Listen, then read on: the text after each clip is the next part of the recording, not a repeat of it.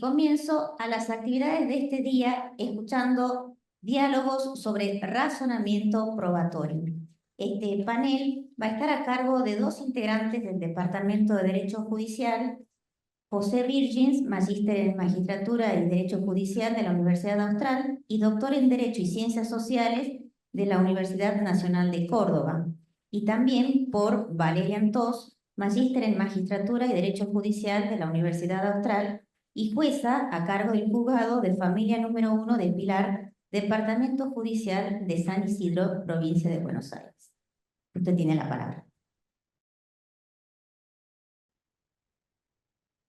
Es un honor darles la más cordial bienvenida al segundo encuentro de las 17ª Jornadas de Derecho Judicial. Durante muchos años, la valoración subjetiva de los jueces ha dominado nuestra cultura jurídica, dejando de lado al razonamiento probatorio y sus criterios de corrección. Hoy nos convocan temas de fundamental relevancia en la concepción racionalista del juicio probatorio. Campo de estudio dentro de la argumentación jurídica en tanto proceso analítico y lógico dirigido a valorar la evidencia presentada en el caso. Nuestro objetivo es profundizar en el análisis crítico de los hechos y de las relaciones lógicas de corroboración que sustentan la justificación de las sentencias. Exploraremos cómo se fijan los hechos y se conforma el juicio probatorio, para entender qué significa que un hecho esté probado en un proceso judicial y para comprender la trascendencia de la prueba dentro del amplio marco del derecho judicial. Para enriquecer nuestro entendimiento, la Universidad Austral ha invitado a destacados expositores. La doctora Marina Gascón Avellán abordará la importancia de la motivación de la prueba, su trayectoria interdisciplinar con la ciencia forense, su vasta carrera académica y su investigación en el ámbito del razonamiento probatorio la posicionan como una referente indiscutible en el tema. Por otro lado, el doctor Antonio del Moral García ofrecerá la disertación El control por vía de recurso del razonamiento probatorio en el ámbito penal, brindándonos una visión enriquecedora desde la perspectiva de un magistrado de tan alta jerarquía, sobre la viabilidad de la revisión de las inferencias probatorias en las instancias superiores.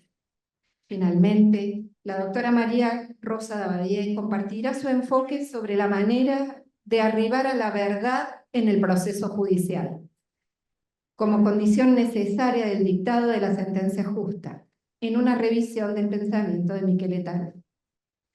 Tenemos el convencimiento de que este proceso lógico instrumental garantiza que la aplicación del derecho no resulte arbitraria y que las conclusiones de este diálogo que hoy compartimos con ustedes mejorarán la práctica argumentativa de los diversos operadores judiciales, optimizando la finalidad del proceso, haciendo posible sentencias que respondan a la exigencia convencional y constitucional de motivación suficiente.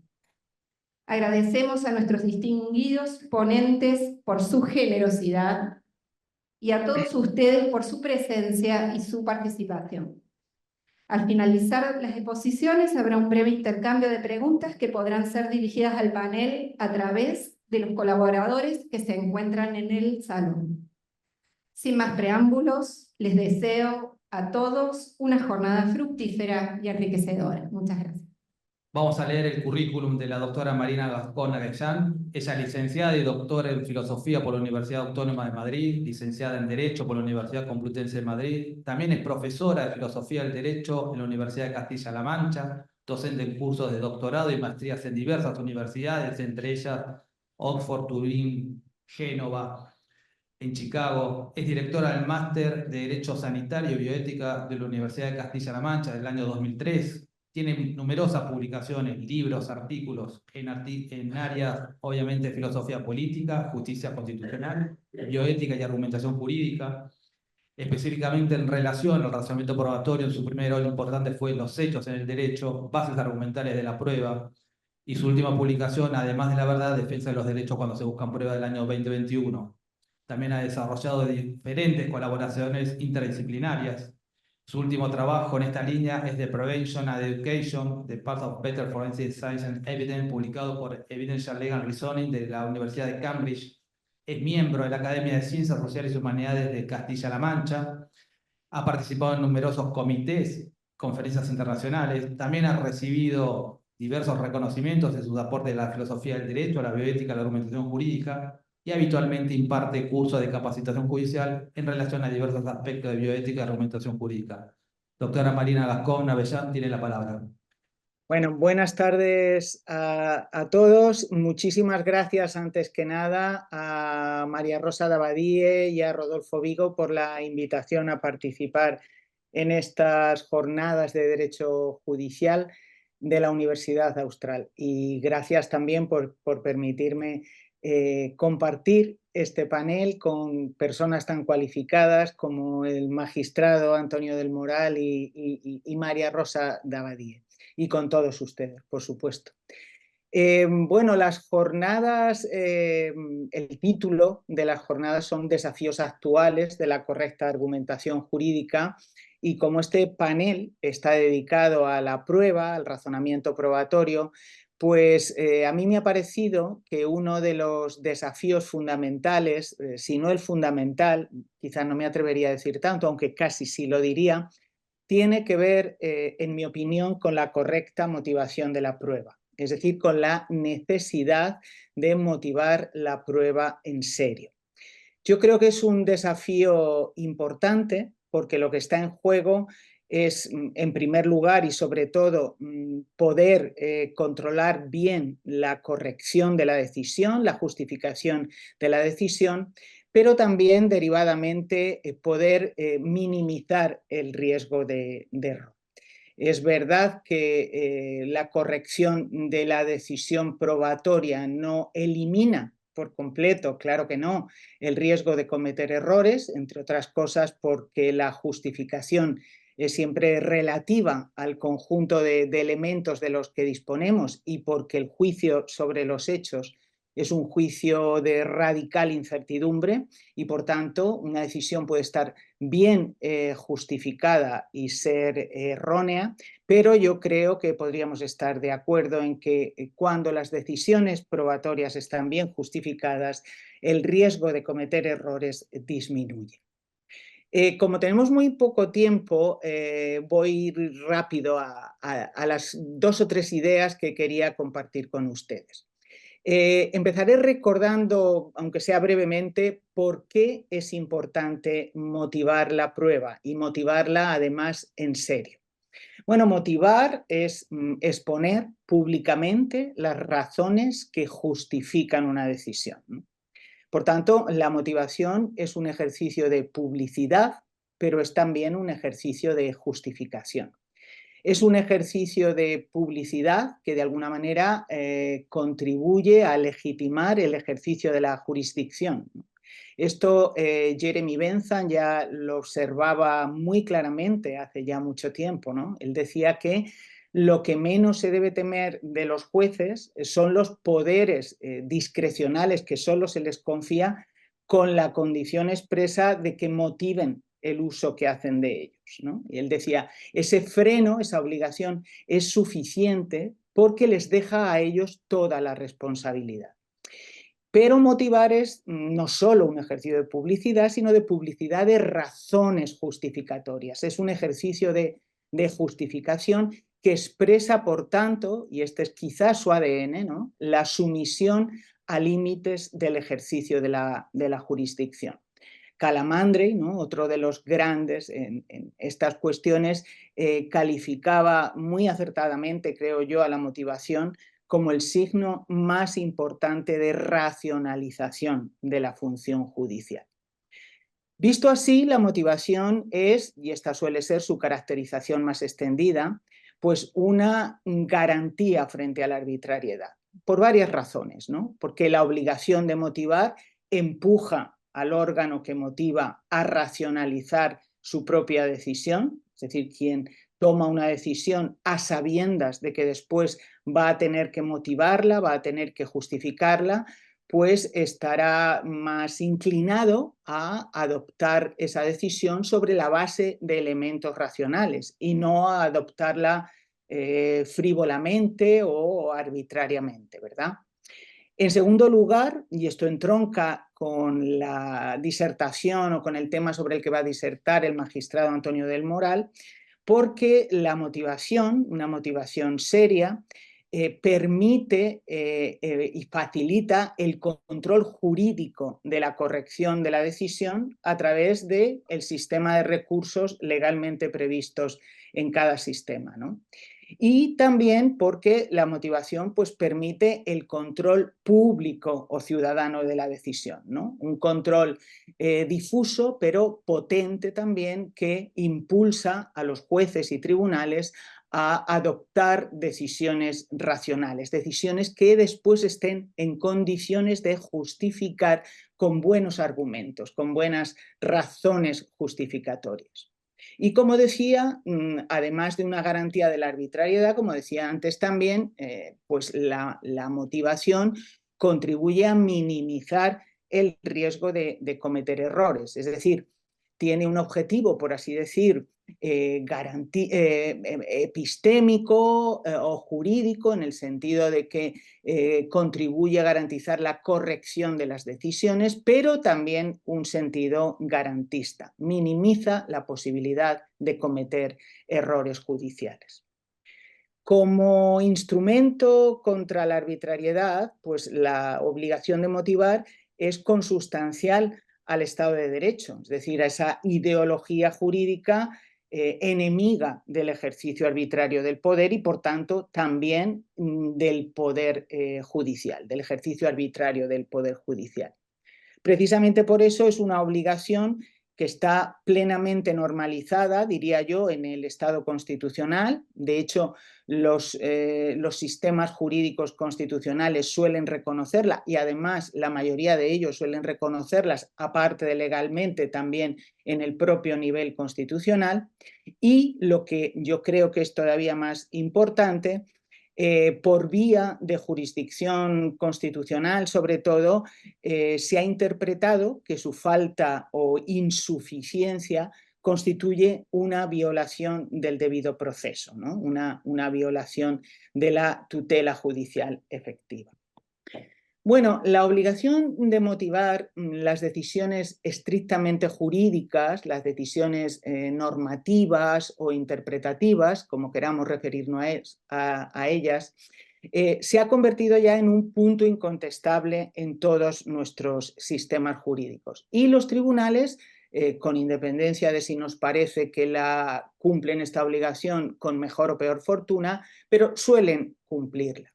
Sin embargo, no ha ocurrido lo mismo en relación con la necesidad de motivar también las decisiones probatorias, la declaración de hechos probados de la sentencia. En relación con este tipo de decisiones, yo creo que cuando uno echa una mirada por las distintas jurisdicciones, lo que aprecia es una especial resistencia al cumplimiento de esa obligación de motivar, ¿no? Como si este tipo de decisiones pues fuesen poco discutibles o problemáticas y por tanto podríamos decir, ¿para qué motivar? ¿Para qué hacerle perder a los tribunales un tiempo que efectivamente no les sobra? O lo que sería todavía peor, ¿no? Como si estas decisiones fuesen la expresión de un poder soberano del tribunal, del que por tanto no tendría por qué dar ninguna cuenta, ¿no? No tendría por qué motivar.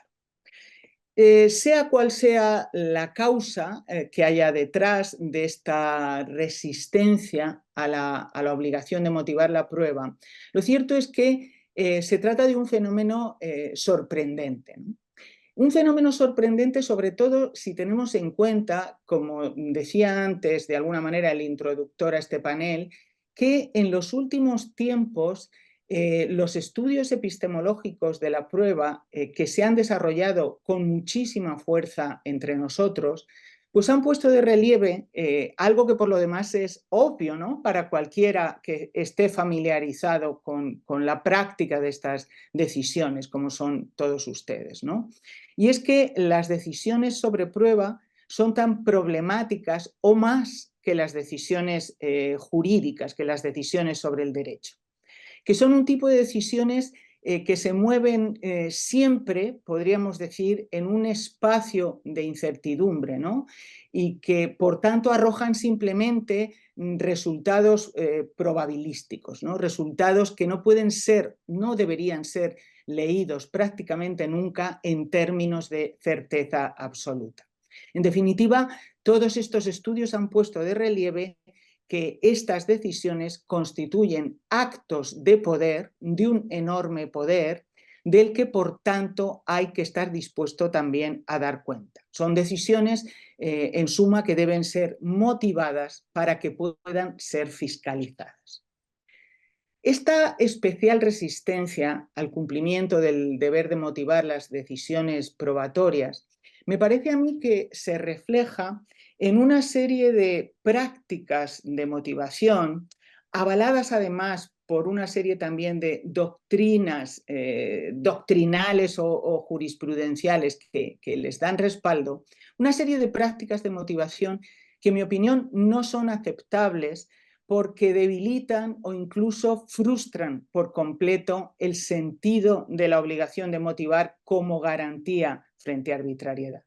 Por tanto, son prácticas que están más o menos extendidas, con distintos acentos, dependiendo de los distintos sistemas jurídicos y naturalmente de las distintas jurisdicciones, pero son prácticas que están más o menos extendidas y que deben ser superadas, ¿no? Porque, como decía antes, lo que está en juego no es solo la corrección o justificación de la declaración de hechos probados, sino también derivadamente la evitación del error judicial. Por eso, aunque sea de una manera muy breve, porque el tiempo es poco, me quiero referir mínimamente a la obligación de motivar la prueba en serio.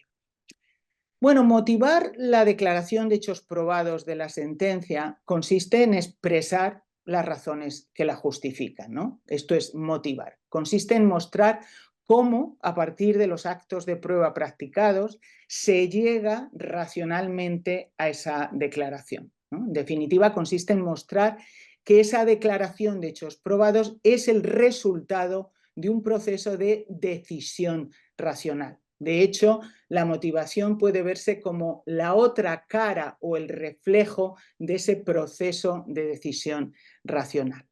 La cuestión entonces es cómo motivar, ¿no? Cómo mostrar que a partir de las pruebas practicadas se llega racionalmente a esa decisión. Yo creo que no hay, aunque esto puede ser discutible, claro está, que no hay una sola forma correcta de motivar. Es decir, que no hay una sola arquitectura correcta para el discurso de la motivación, para ese discurso justificatorio. Podríamos decir, así por usar la expresión castiza, que cada maestrillo tiene su librillo, es la regla que rige aquí, aunque es verdad que no todas esas arquitecturas de la motivación, no todas las formas de armar, de expresar ese discurso justificatorio en el que consiste la motivación son igualmente exitosas. Pero bueno, creo que no hay que ser dogmáticos en esto y pensar que hay una sola manera de hacer estas cosas bien. Pero lo que sí que creo es que hay una serie de exigencias de contenido y de forma que debe cumplir la motivación para ser una motivación en serio, una motivación como es debido, ¿no? En relación con el contenido de la motivación.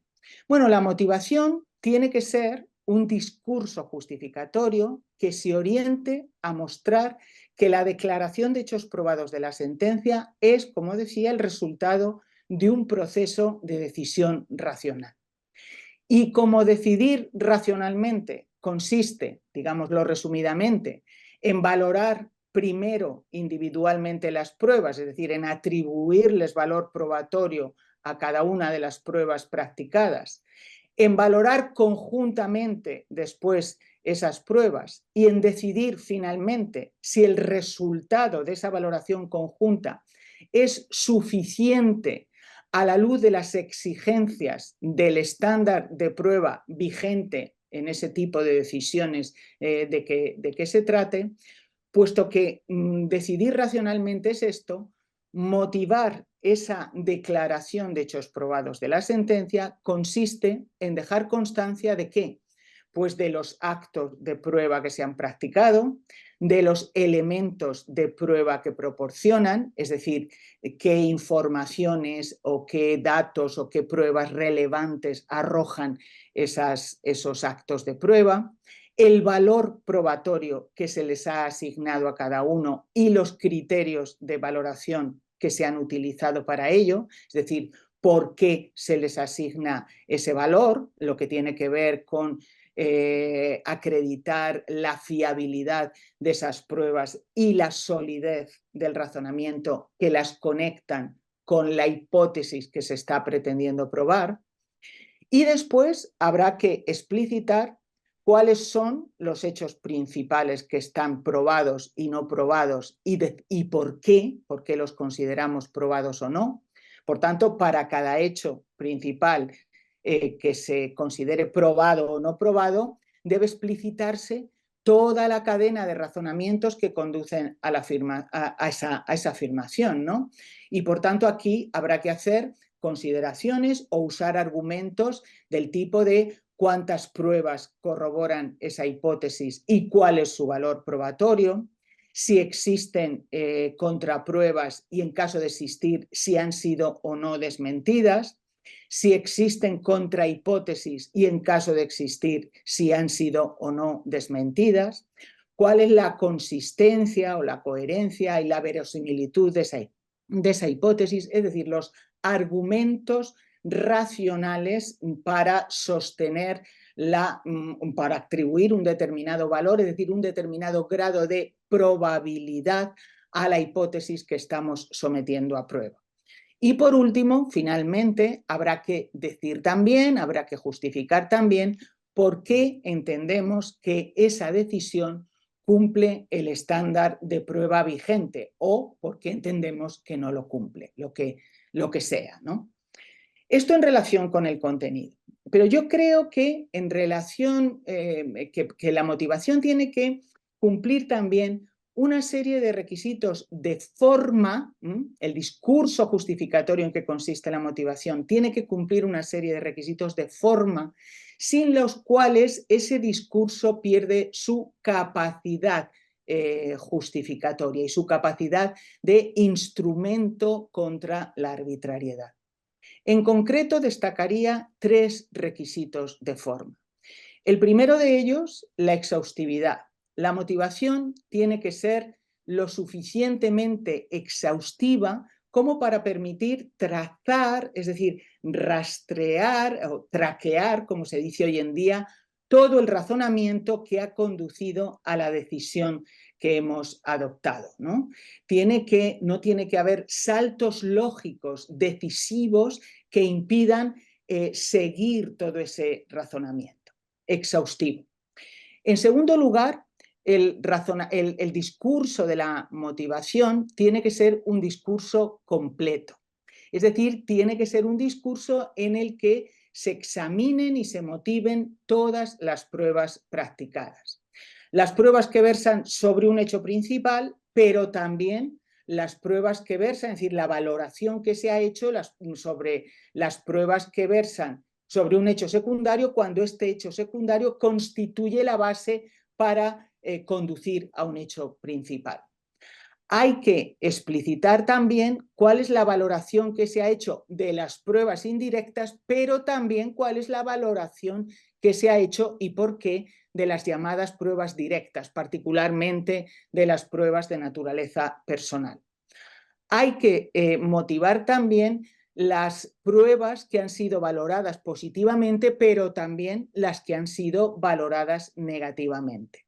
Y sobre todo, diría, hay que explicitar la valoración que se ha hecho de las pruebas que apoyan directamente la decisión que finalmente se ha adoptado, pero también hay que explicitar la valoración que se ha hecho de aquellas otras pruebas que, de haber sido valoradas positivamente, hubiesen conducido al tribunal a adoptar una decisión distinta. El discurso justificatorio, la motivación no será completa si no se justifica por qué se han valorado y cómo todas estas pruebas. Y en tercer lugar, el tercer rasgo formal que creo que habría que exigir a un discurso, al discurso justificatorio en que consiste la motivación, es su capacidad comunicativa. Es decir, si lo que pretendemos con la motivación es exponer públicamente las razones de la decisión para que puedan ser pública y jurídicamente controladas, es evidente que debemos poder entender lo expuesto, debemos poder entender ese discurso, lo cual implica una serie de exigencias en relación con el lenguaje usado y en relación también con el discurso lingüístico en el que se expresa esa motivación. En relación con el lenguaje, habría que evitar, me parece a mí, pues adoptar términos oscuros, términos crípticos, términos que son muchas veces incomprensibles, que dificultan enormemente la comprensión de ese discurso motivatorio. Esto no significa adoptar o apostar por una vulgarización del lenguaje judicial. Yo, desde luego, no soy partidaria de vulgarizar el lenguaje de la sentencia. A mí me parece que el lenguaje jurídico, el lenguaje técnico jurídico, tiene unas grandísimas virtudes y es expresar de manera muy precisa y muy rigurosa conceptos que de otra manera serían muy difíciles de expresar. Por tanto, no se trata de vulgarizar ese lenguaje, pero sí de huir de términos que son innecesariamente oscuros. Y en relación con el discurso, que es donde yo creo que se producen muchas veces las mayores dificultades de comprensión lingüística, pues hay que huir también de discursos zigzagueantes, donde los argumentos se superponen unos con otros, van y vienen, se confunden. Hay que huir de esa moda, facilitada por las bases de datos jurisprudenciales, consistente en ese corta y pega infinito de fragmentos de jurisprudencia que a veces no tienen nada que ver, no aportan nada más que confusión a ese discurso justificatorio y que pueden ser incluso una pantalla que oculte una decisión insuficientemente justificada. Y hay que adoptar, por el contrario, pues un discurso claro, sistemático, ordenado, que facilite al lector de esa sentencia y sobre todo a los tribunales que puedan tener que revisarla en vía de recurso, que faciliten la comprensión de ese discurso justificatorio. En definitiva, podríamos decir que la motivación tiene que ser clara, ordenada, precisa y en lo posible concisa. Pero el cumplimiento de todas estas condiciones, es decir, las condiciones de contenido, el tipo de argumentos, de elementos que tienen que formar parte de la motivación y esas condiciones de forma a las que me acabo de referir, exhaustividad de la motivación, completitud y capacidad comunicativa, es evidente que el cumplimiento de todos estos requisitos admite grados, ¿no? Admite un cumplimiento gradual. Y por tanto es totalmente lógico que nos preguntemos cuál es el grado de cumplimiento suficiente de todos estos requisitos para poder entender satisfecho el deber de motivar. En definitiva, cuando se han cumplido suficientemente estos requisitos como para que podamos entender que se ha cumplido ese deber de motivar. La respuesta aquí me parece que no admite blancos ni negros, ¿no? Dependerá. dependerá de lo exigentes que nosotros queramos ser, ¿no? Y por tanto dependerá de cada sistema jurídico concreto que podrá marcar niveles de suficiencia de motivación diferentes, pues en función de elementos diferentes. Por ejemplo, en función del tipo de decisión de la que se trate o en función del estándar de prueba vigente para ese tipo de decisión de la que se trate, o, por ejemplo, en función de la revisabilidad de esa decisión. En mi opinión, cuando las decisiones son todavía revisables o revisables en distintas instancias, el grado de cumplimiento de todos esos requisitos puede ser menor que el grado de exigencia que se impone cuando son menos revisables. Por ejemplo, cuando las decisiones provienen de la segunda instancia y más aún si una decisión es definitiva, yo creo que hay que ser más exigentes con lo que se espera de la motivación.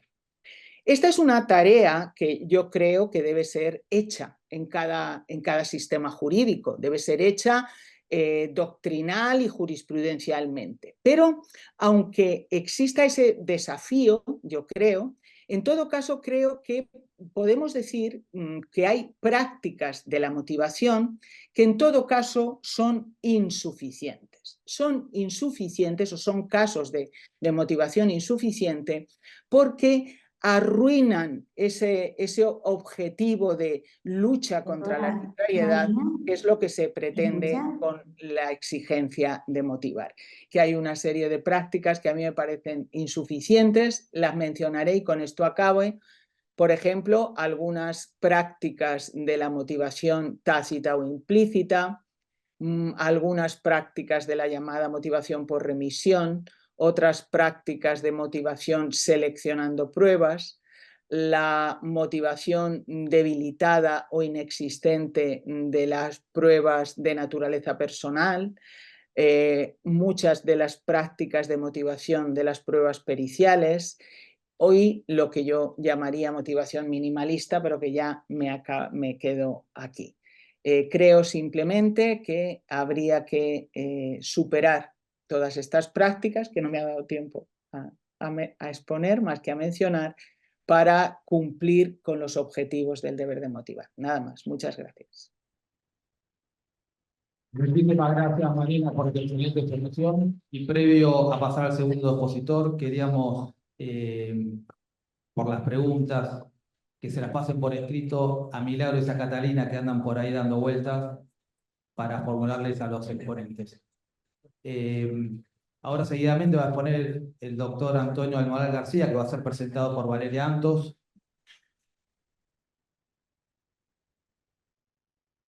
El doctor Antonio del Moral García es miembro distinguido de la carrera fiscal desde el año 1983. Ha desempeñado sus funciones como fiscal en la Fiscalía del Tribunal Supremo, sección de lo penal, desde el año 1999 hasta abril del año 2012, año en el que accedió a la carrera judicial como magistrado de la Sala Segunda del Tribunal Supremo de España. Doctor en Derecho de la Universidad Complutense de Madrid, profesor de Derecho Penal Económico del Instituto de la Empresa desde el año 1985 hasta el año 2012.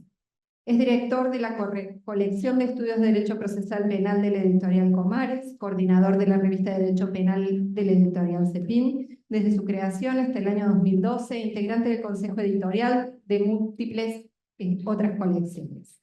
Sus numerosas publicaciones, libros y artículos sobre temas procesales y penales han tenido amplísima difusión. Ha pronunciado diversas conferencias y impartido cursos en diversos países y en España.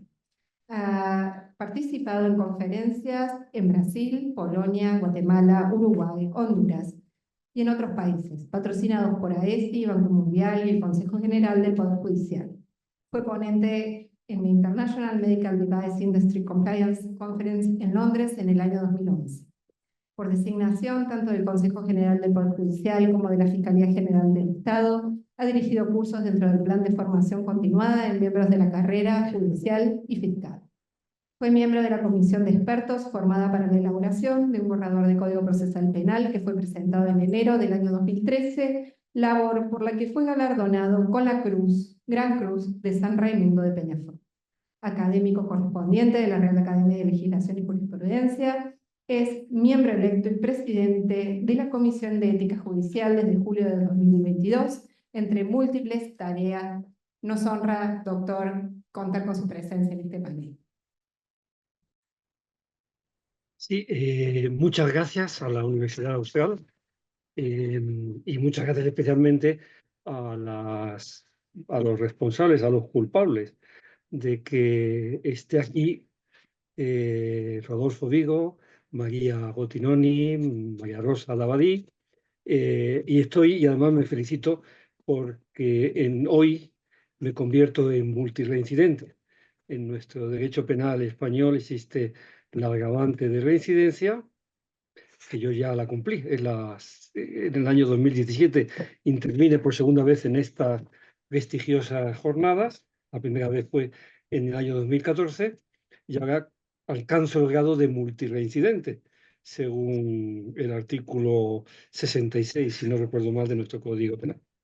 De todas formas, no quedan aquí mis aspiraciones y confío en llegar al artículo 94 del Código Penal Español, que habla del reo habitual. A ver si consigo, lanzo el guante, a ver si consigo convertirme también en reo habitual de estas jornadas tan prestigiosas. Hoy lo hago con especial gusto por compartir el panel con Marina y con María Rosa, a quienes conozco, con quienes he coincidido en diversas jornadas. El tiempo es breve, voy a ver si me ajusto, pero voy a optar más que por intentar meter todo, por llegar hasta donde se agote el tiempo, y si quedan algunos temas pendientes, bien, me parece que por lo menos los datos claves para la reflexión estarán más o menos, habrán salido. En el momento de decidir qué enfoque le daba, en muchos temas relacionados con el razonamiento probatorio, pues enseguida hay dos circunstancias que me condicionaban o que de una forma muy determinante. Por un lado, soy magistrado de casación desde hace 11 años y mi dedicación ahora es al revisar, a analizar recursos de casación contra sentencia, y por otro lado, toda mi dedicación profesional ha girado en torno al mundo del derecho penal. Esas dos cuestiones me llegaron a pensar o a elegir como temática para esbozar lo que es el control del razonamiento probatorio en vía de recurso. Cómo se supervisa el razonamiento probatorio, que no es lo mismo que el razonamiento probatorio, que no es lo mismo que reelaborar en vía de recurso un razonamiento probatorio. Los recursos, por lo menos tal y como están diseñados en el ordenamiento jurídico español, son revisores y por tanto parten ya de una labor que está hecha. No se trata de rehacerla, sino de verificar su conformidad a unas reglas, que cuando son de derecho penal sustantivo, cuando son jurídicas, pues tienen sus parámetros, sus pautas. Cuando son procesales igualmente, cuando son probatorias también, aunque son unas pautas en las que se mezclan las máximas de experiencia y en las que se mezcla un tema debatidísimo en el que no voy a entrar, que es uno de los temas claves del derecho penal, vamos, del derecho procesal penal actual, que es el estándar de prueba exigible. Y eso, ¿en qué lo concretamos? Si lo concretamos, los intentos de concretarlos en unas reglas más o menos tasadas que no tienen nada que ver con la prueba legal, o si nos inclinamos más hacia ese dato de la convicción, de la certeza más allá de toda duda razonable, pero algo como que escapa, que no es solamente, por eso algo ha insinuado Marina, que no es solamente una pura convicción voluntarista o una intuición, sino que es algo que está soportado, en mi opinión, por dos líneas. Una línea reflexiva, una línea de razonar, una línea compartible, exteriorizable, que sería lo que en la terminología de Daniel Kahneman sería el pensar despacio, compartible, pero me parece, y esto no me voy a meter mucho más en eso, que exige también un pensar rápido. Además de eso, también esa convicción en un sentido más subjetivo. Me parece que para una sentencia condenatoria hace falta esos dos caminos en los que ahora no me detengo. Alguna vez en alguna sentencia me he atrevido a hablar de ese pensar rápido, pensar despacio de Kahneman, que por cierto, aprovecho ya para hacer la publicidad, yo creo que esos dos libros, ese Pensar rápido, pensar despacio y el ruido, el último también de psicología divulgativa de Kahneman, me parece que son algo que los jueces deberíamos de leer eh, porque ayuda a generar una cierta mala conciencia que me parece que no está mal en la función judicial. Hago un esquema general. Creo que aquí hay que distinguir dos tipos de recursos y dos tipos de situaciones y dos tipos de recurrentes, porque cambian bastante las cosas, cómo revisamos esa valoración probatoria, ese razonamiento probatorio que ha hecho un juez o un tribunal colegiado en su sentencia, que tiene que estar plasmado en un relato de hechos y posteriormente motivado eh, en la forma que explicaba Marina Gascón. Y al revisar el razonamiento probatorio, estamos revisando tanto el resultado, menos, pero sobre todo ese camino que tiene que estar expresado en la motivación. Si ese camino es lógico, se ajusta a máximas de experiencia, se puede catalogar de suficiente y si sobre eso cabe objetivamente edificar una, y utilizo el término clásico, una certeza más allá de toda duda razonable. Hay dos estadios, recurso de apelación, recurso de casación, dos peldaños distintos en los que cambia la perspectiva o la holgura de esa revisión de una forma que intuyo que tiene algo de convencional, pero que es útil en la práctica, algo de convencionalismo. Y hay que distinguir quién recurre. Si recurre una acusación o si recurre un condenado. Cambian radicalmente los ámbitos. Voy a empezar por la primera cuestión. Cuando es la acusación del Ministerio Fiscal, la acusación pública o otra acusación, la que se queja de la valoración probatoria, la que considera bien que la solución en la solución es una solución falsa, una solución errada, porque ha habido una valoración de la prueba deficiente, o, sin ser una solución, un aspecto agravatorio que se ha descartado por cuestiones probatorias, pero que la acusación estima que había prueba suficiente, prueba concluyente, prueba demostrada para recurrir. Aquí, en todo el orden europeo, el sometido al Consejo de Europa, hay una pauta que también en cierta medida rige en otros ordenamientos, pero me ciño ahora al caso español, que ha venido de la mano del Tribunal Europeo de Derechos Humanos y que,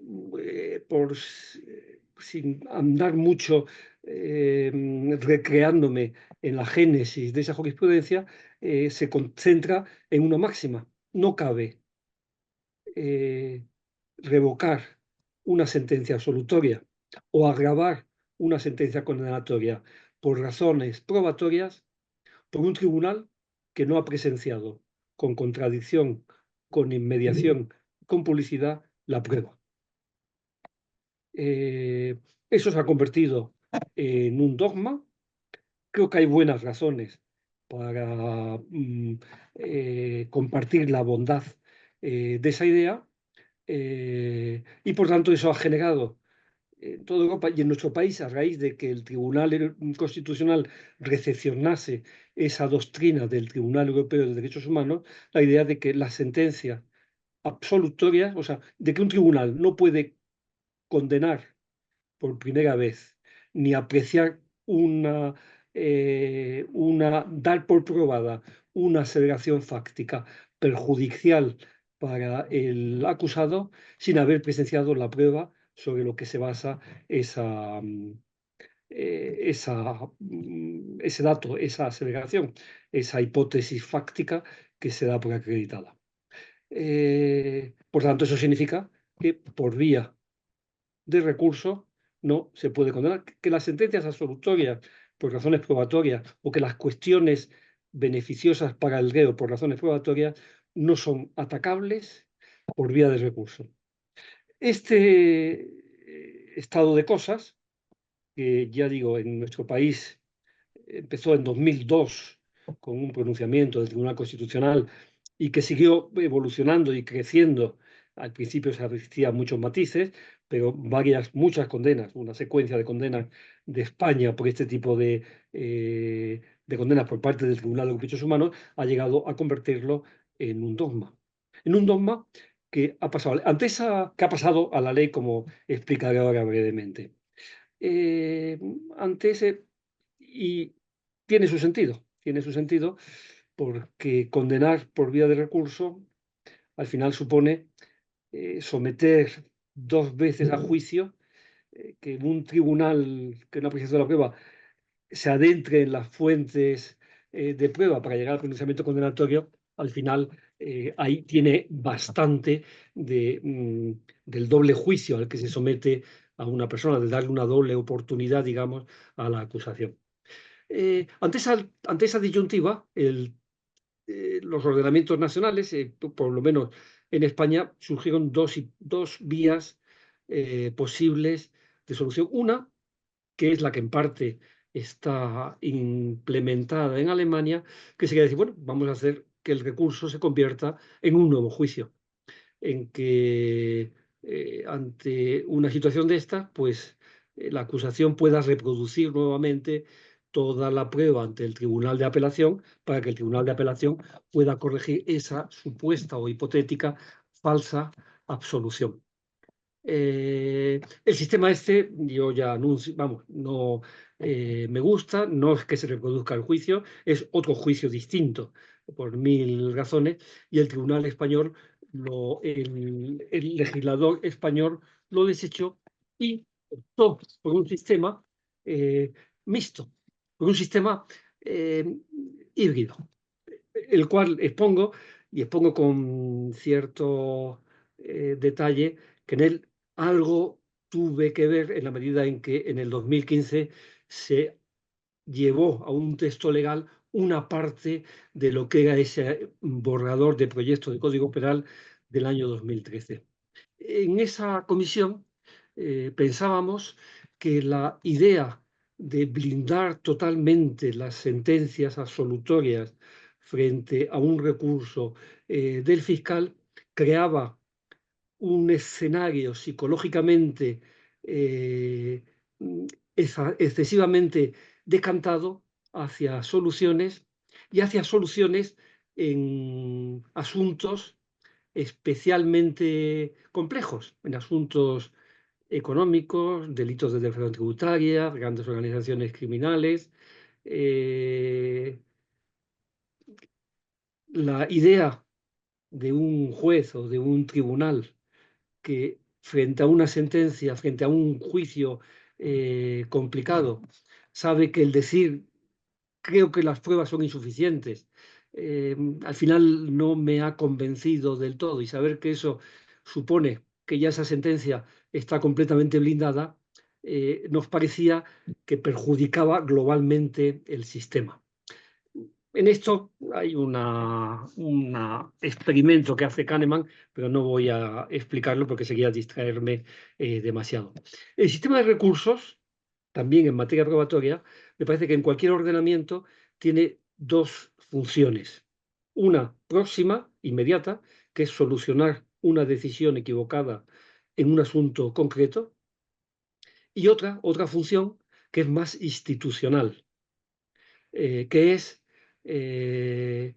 mejorar la calidad de las decisiones judiciales por un mecanismo un poquito más, digamos, difuso.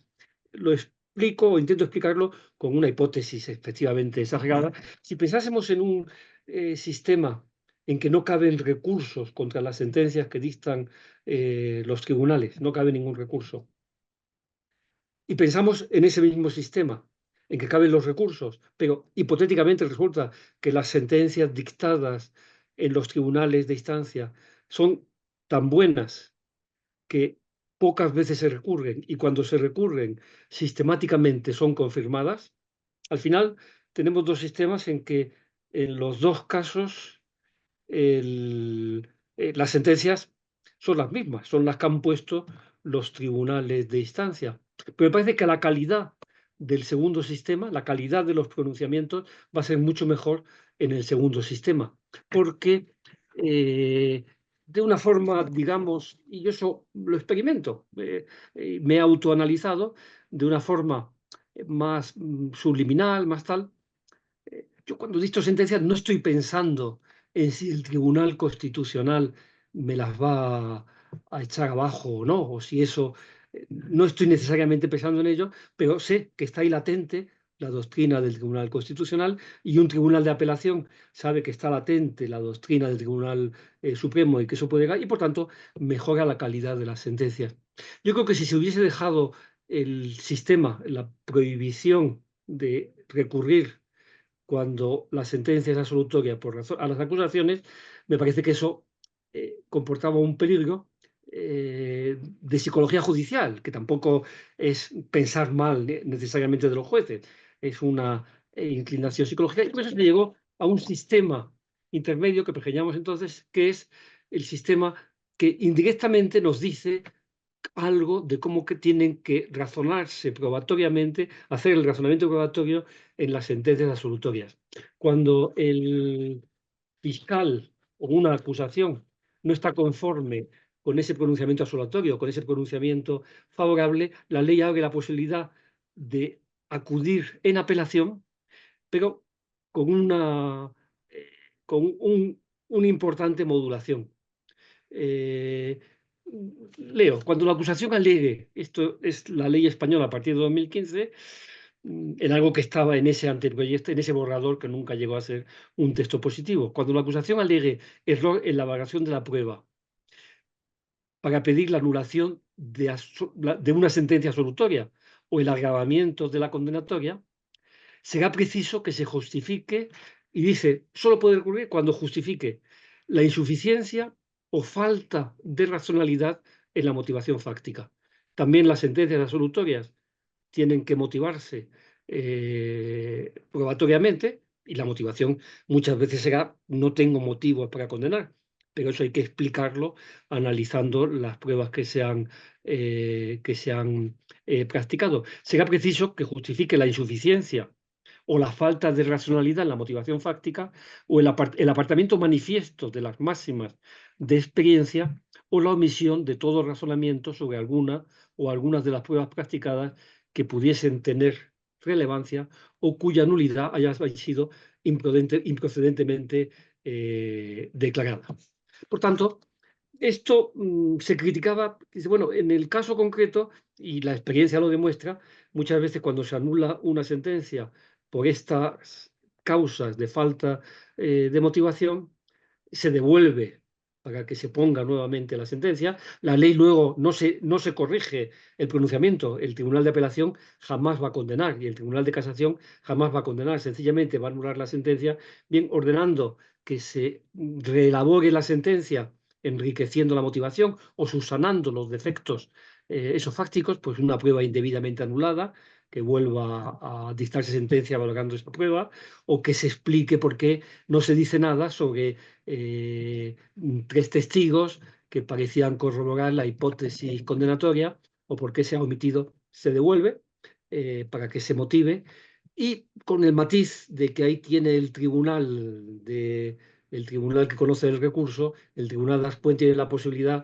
de devolver para que se rehaga la sentencia, o bien devolver si piensa que está comprometida de alguna forma la imparcialidad, para ordenar que otro tribunal haga un juicio nuevo. Yo, como concibo esta causa, me parece que es más en la segunda función. Esto provoca en el juez de instancia, en el tribunal de instancia, una cierta disciplina, una cierta necesidad de decir: tengo que motivar toda la prueba, tengo que valorar todas las circunstancias, y si no hago caso a determinados medios de prueba que pueden parecer primariamente concluyentes, tengo que explicar por qué no les he hecho caso, y no puedo pasar de puntillas a su lado. Me consta también, y la práctica lo revela, que esto normalmente, normalmente no va a provocar que la segunda sentencia sea condenatoria. Hablo que en términos generales, a veces sí, pero no va a provocar, cuando es el propio tribunal, se limitará muchas veces a relaborar, a poner más explicaciones, a tal, pero no va a provocar, no va a corregir en el caso concreto, o va a corregir a lo mejor formalmente, ¿no? Pero creo que desde el punto de vista institucional sí me parece que es un mecanismo acertado, porque provoca esa autodisciplina. Y tiene un peligro que,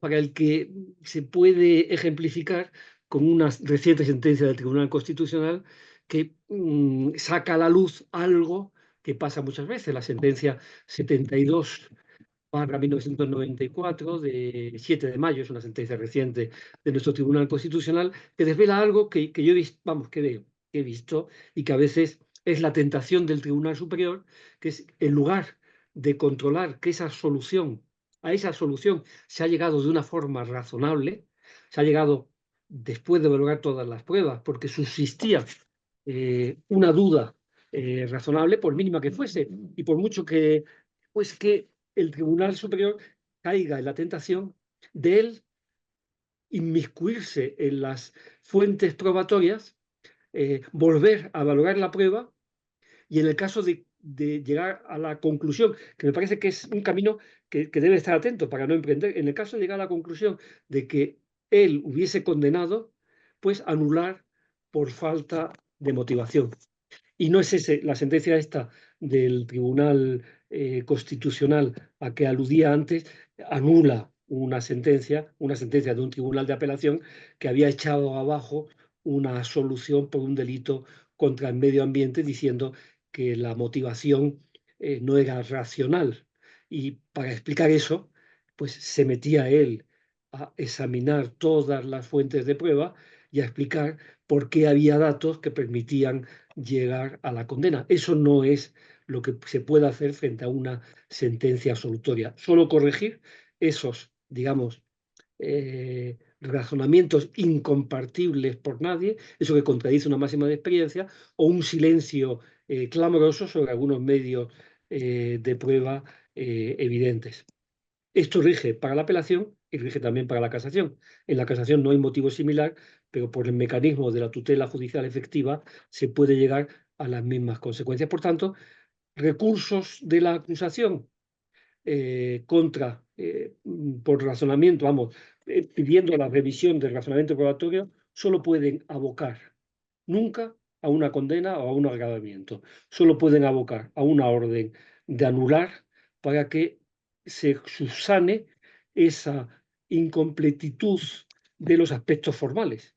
No se ha valorado una prueba, se ha motivado mal, falta la motivación, no es exhaustiva, y por tanto hay algún medio decisivo, no cualquiera, sino un medio decisivo de prueba sobre que se ha mantenido el silencio más absoluto. Vamos al otro ámbito, que es más complicado y más un terreno más resbaladizo, aunque por otra parte también es más lógico. Cuando hay una sentencia condenatoria, bien, ahí existe el derecho del condenado, no de todo justiciable, sino el derecho del condenado a que su condena sea revisada por un tribunal superior, y esto incluye no solamente el razonamiento jurídico, la subsunción jurídica, sino también el juicio histórico, los aspectos fácticos de la sentencia, y por tanto, en principio, en la apelación y luego en la casación, cabe adentrarse en el examen, en el control del razonamiento probatorio. De todas formas, los dos escalones son distintos. En la apelación, la holgura es mayor. Y en la apelación, la línea diferencial entre lo que es la pregunta, ¿qué pregunta tiene que hacerse el tribunal de apelación? Y aquí hay como dos opciones conceptuales que luego en la práctica están muy mezcladas, pero sería, el tribunal de apelación tiene que preguntarse exclusivamente, ¿se ha formado el tribunal de instancia correctamente y sobre base sólida su convicción? Y para eso sencillamente tiene que ver el razonamiento probatorio, comprobar que no tiene fisuras, comprobar que es lógico, que es racional, que no hay ninguna tacha, que no hay hipótesis alternativas suficientemente con el mismo grado de probabilidad que pudiera llevar a la solución, y con tanto convalidarlo. O el tribunal de apelación tiene que preguntarse, después de ver eso, ¿yo hubiese condenado? Ya digo, conceptualmente las dos preguntas son distintas. Sí, me Doctor, van advirtiendo ya del tiempo, ¿verdad? perdón la interrupción, deberíamos llegar a la conclusión. Sí, pues cierro ya directamente diciendo, parece que ahí está un tema.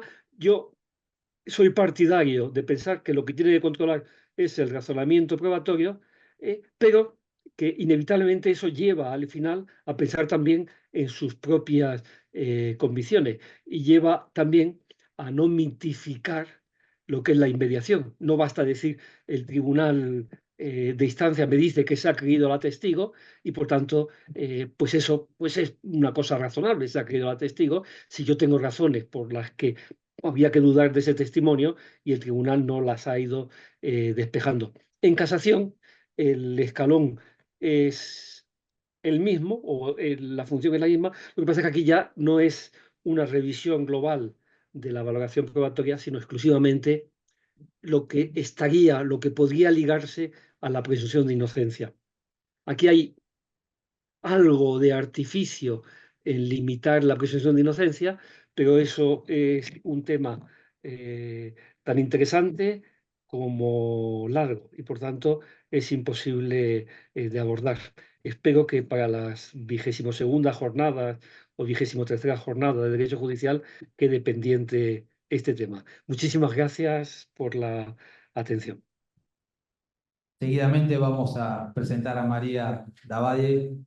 Ella es abogada, escribana por la Universidad Nacional de La Plata, es máster en Derecho y Magistratura Judicial por la Universidad Austral, es especialista universitario en argumentación jurídica por la Universidad de Alicante de España y diplomada en Teoría del Derecho y Argumentación Jurídica también por nuestra Casa de Estudios Universidad Austral.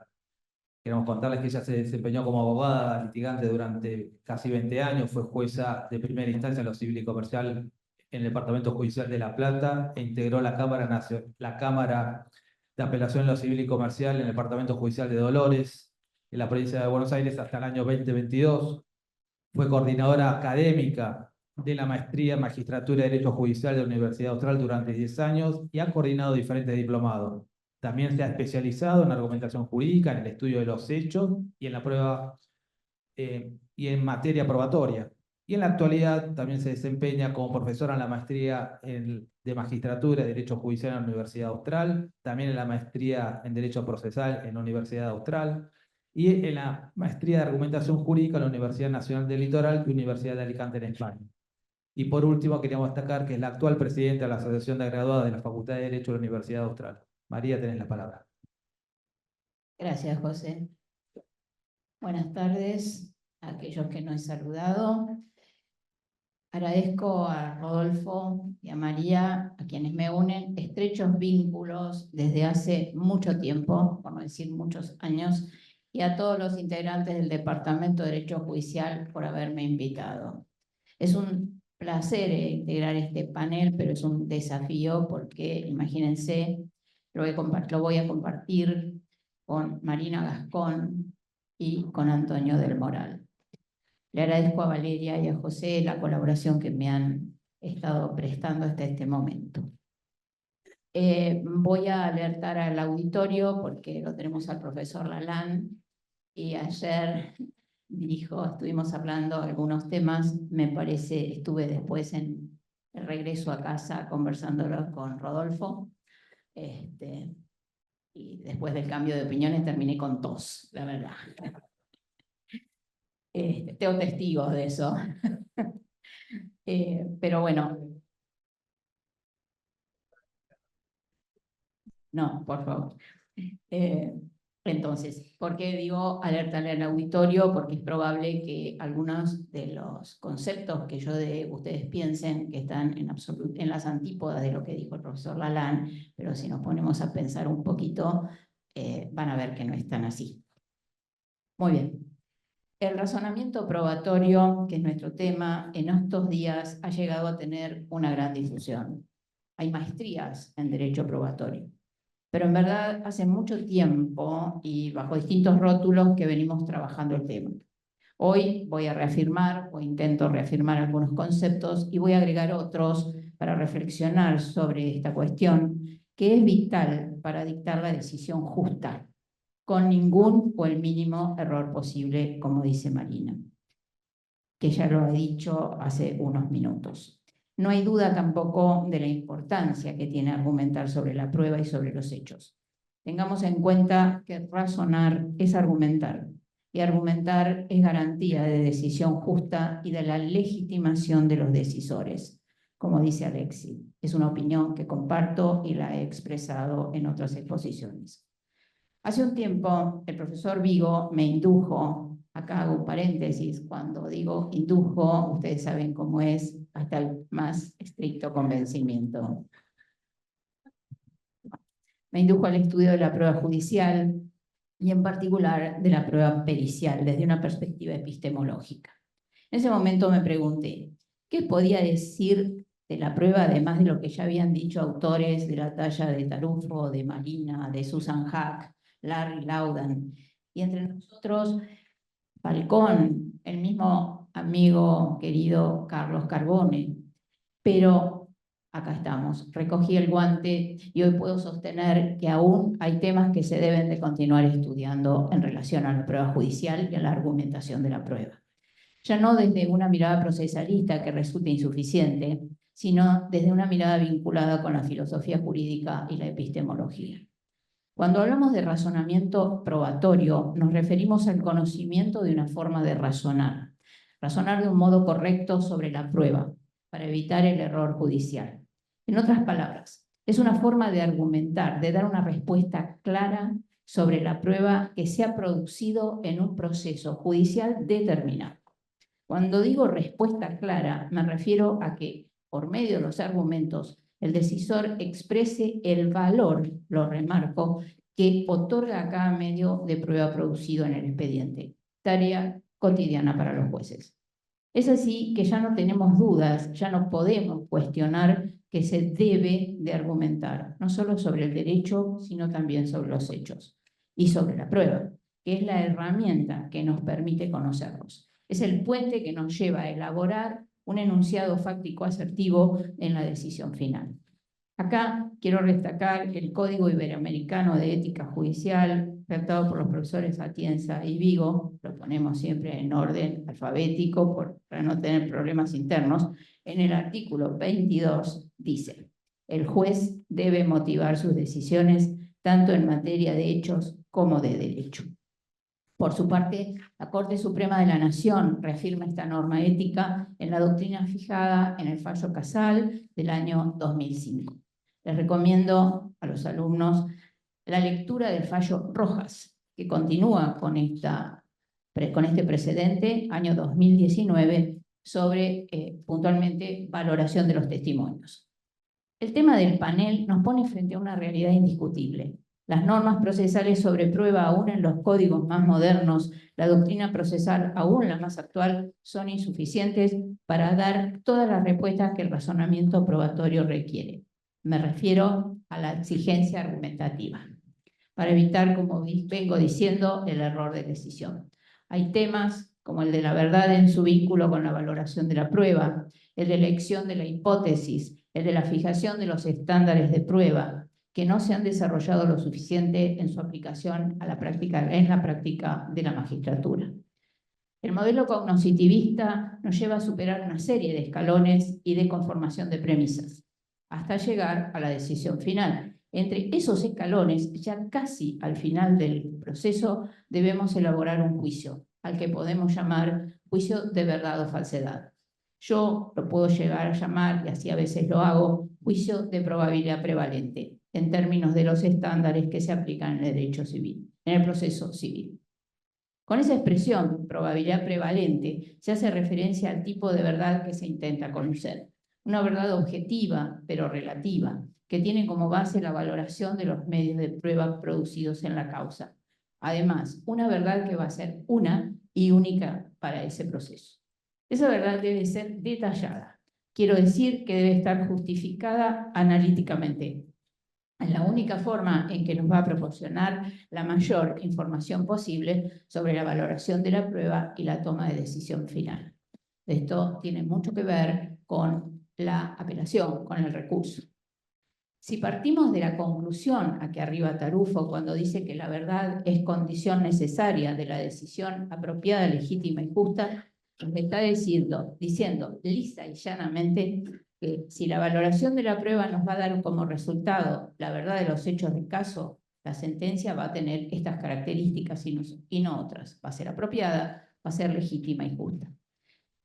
En ese rumbo, y por su importancia, tomo dos palabras: verdad y justa. No están tomadas al azar, no solo desde una visión académica, sino que la tomo desde el colectivo social, ya que ante un hecho las vamos a escuchar y las vemos a leer en todos los medios. Doy como ejemplo reciente el caso Logan. Para tener una idea más acabada del tema, comienzo por aceptar que es posible conocer la verdad de los hechos de un caso. Y para hacerlo, vamos a recurrir a una teoría semántica de conocimiento de verdad. A poco andar, nos preguntamos si es posible sostener que la verdad así obtenida pueda ser condición necesaria de lo justo, como dijo Tarufo, con mayor precisión de una decisión justa. Para ello tenemos que dar un paso inicial destinado a establecer a qué nos referimos cuando hablamos de verdad. Una palabra que en el uso cotidiano tiene una fuerte carga ético-moral y en lo jurídico una carga mayor en el mismo sentido. No solo se debe responder a los hechos que serán tenidos por verdaderos, sino dar una respuesta a los destinatarios primarios y a los secundarios de la decisión. Esa duplicidad de efectos hace que la determinación de la verdad de los hechos se deba apoyar sobre pilares sólidos de argumentación. En otras palabras, que las razones que sostienen la conclusión emanen con claridad del proceso de conocimiento a través del que se expresa. No se puede perder de vista que la verdad en el contexto en que se dé, sea científico o empírico, va a ser siempre relativo. A lo sumo, tomo palabras de Tarufo, podríamos decir que se hablaría de una verdad concebida como un ideal regulativo, pero sería algo similar a establecer un punto de referencia teórico orientativo en la labor cognitiva, en la experiencia real del mundo. Ahora bien, si partimos de que la verdad perseguida se da en un contexto determinado, concretamente, como digo, el proceso judicial podrá construirse con la demostración empírica de los hechos que nos han narrado las partes. Relato que brindará una o varias hipótesis de trabajo al decisor. El juez, al tirar la o las hipótesis, al validar, la o las hipótesis, va a tener que elaborar una narración que no tenga lagunas al enunciar las razones que dan apoyo a su conclusión, por dos motivos que son esenciales. El primero, porque de esa manera evita el error. Y el segundo, porque persigue lo que vengo diciendo, que la decisión sea justa. Esa última actividad del sentenciante, al ser validadora, también la podríamos llamar justificatoria, del contexto de descubrimiento, es en realidad una labor depuradora de pruebas producidas, de las pruebas producidas que se va a cumplir con la argumentación. Esto en parte es lo que nos acaba de decir Marina. No está de más recordar que nos enfrentamos a dos posiciones teóricas, siempre desde la concepción de que en el proceso judicial vamos a poder conocer la verdad de los hechos del caso. Me refiero a las teorías coherentistas y las correspondentistas. Tomo estas dos porque son las más difundidas, sin perjuicio de que hay otras varias que se refieren a las mismas cuestiones.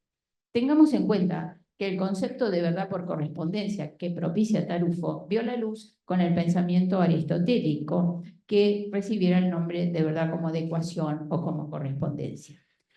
Hace pie también en la reelaboración del concepto de verdad por adecuación que hizo o que nos da un trabajo de Alfred Tarski sobre una teoría semántica de la verdad. Para este autor la verdad tiene que ser, voy a ser breve, no nos van a dar los tiempos, tiene que ser formalmente correcta y materialmente adecuada. Se refleja en el conocido ejemplo que da el mismo autor, que es: la nieve es blanca, afirma, es verdadero si y solo si la nieve es blanca. Se ofrece una noción de verdad de las oraciones en términos de satisfacción, remarco la palabra satisfacción, que es la relación entre oraciones abiertas y secuencias de objetos, de tal manera que es posible afirmar que se trata de una teoría de la correspondencia, pero si tenemos una mirada algo crítica, de la verdad que se propone, destacamos que es neutra respecto de todos los conceptos sustantivos de verdad. Así es posible conocer muy rápidamente la verdad por correspondencia, como una adecuación entre el enunciado, la narración y los hechos que se describen, en un proceso judicial siempre determinado. Y al emitir el juicio de hecho, hay una referencia a conductas que persiguen el bien del colectivo social.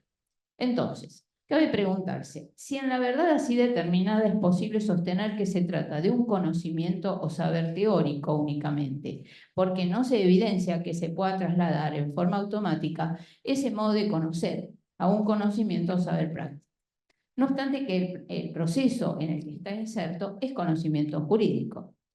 En un primer análisis no se advierte la conexión entre verdad y razón práctica en la posición de Tarufo, sobre todo en tiempos en que hay un revival de la razón práctica, si tenemos en cuenta que el saber jurídico incluye una dimensión moral que compromete al decisor a buscar la mejor respuesta posible para el caso. Acá es importante la teoría de los casos difíciles, de lo que se habló ayer en varias oportunidades. Sin olvidar que Alexi en alguna medida nos dice que el discurso jurídico es un caso especial de discurso práctico general. De acuerdo con el profesor Vigo, que comparte con Tarufo la teoría de la verdad por correspondencia, estaríamos ante un problema, que es la ausencia de conexión entre la verdad como razón teórica y la verdad como razón práctica.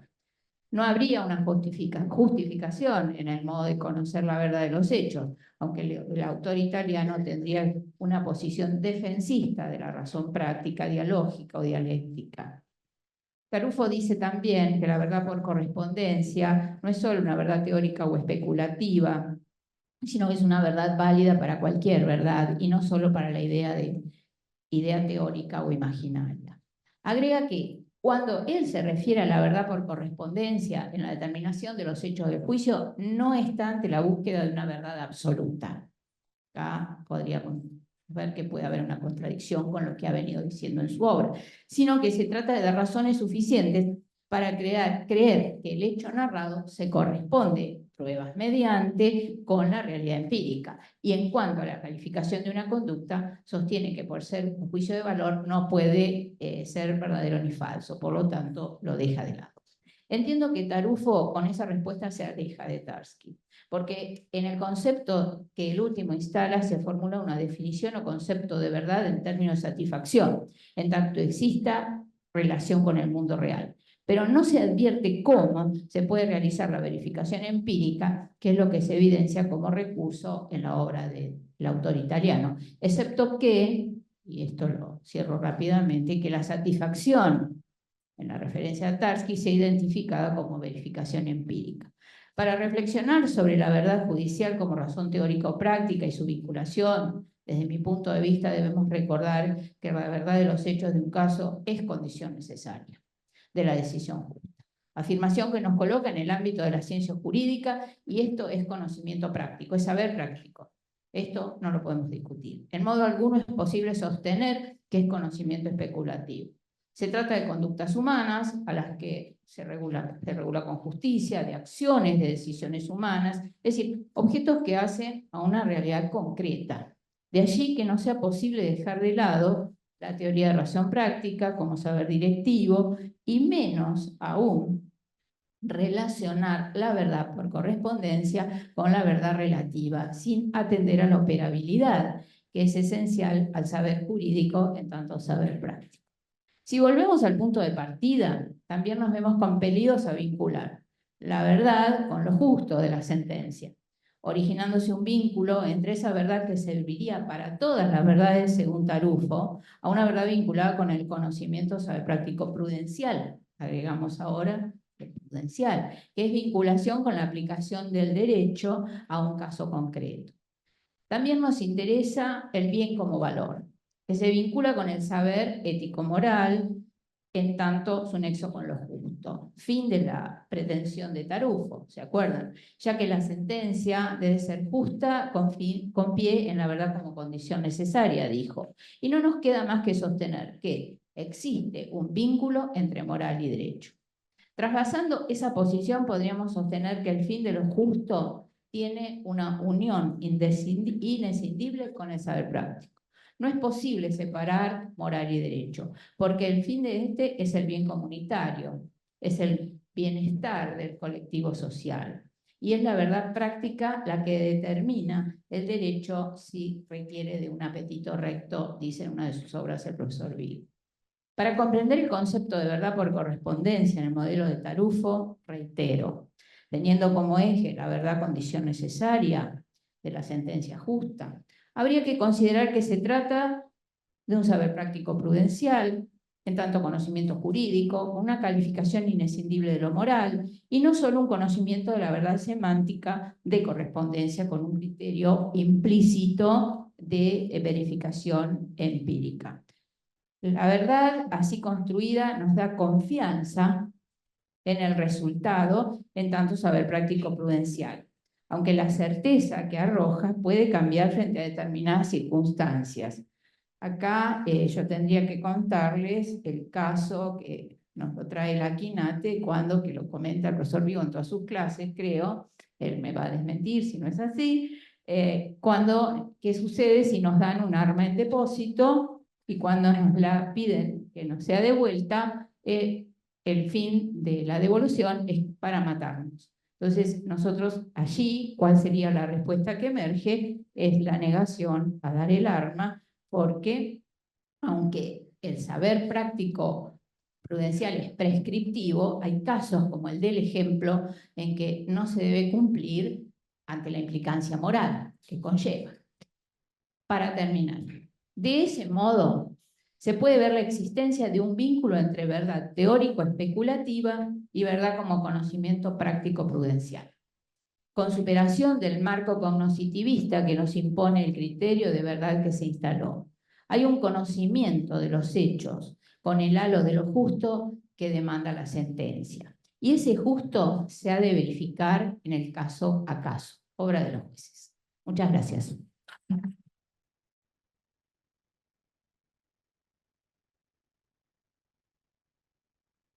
Bien, ahí no sé si está Marina y Antonio todavía en el chat.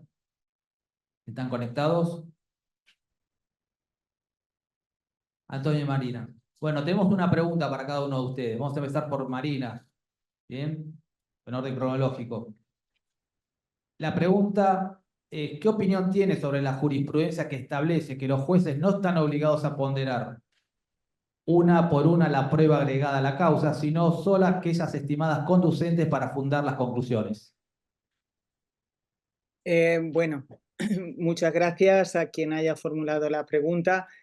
Pues mi opinión es negativa.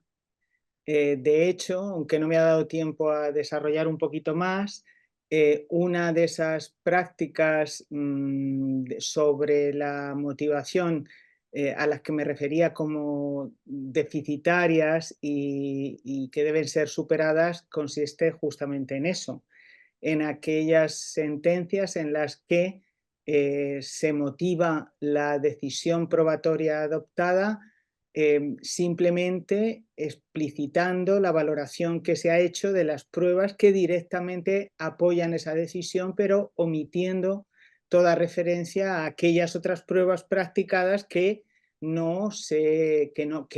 que contradicen esa decisión. A mí me parece que si se permite esto, la motivación queda convertida directamente en nada, porque resultará muy fácil para cualquier juez o tribunal hacer una especie de, entre todas las pruebas que se han practicado, un recorte a efectos de motivación de aquellas pruebas que convienen a la decisión que se ha adoptado.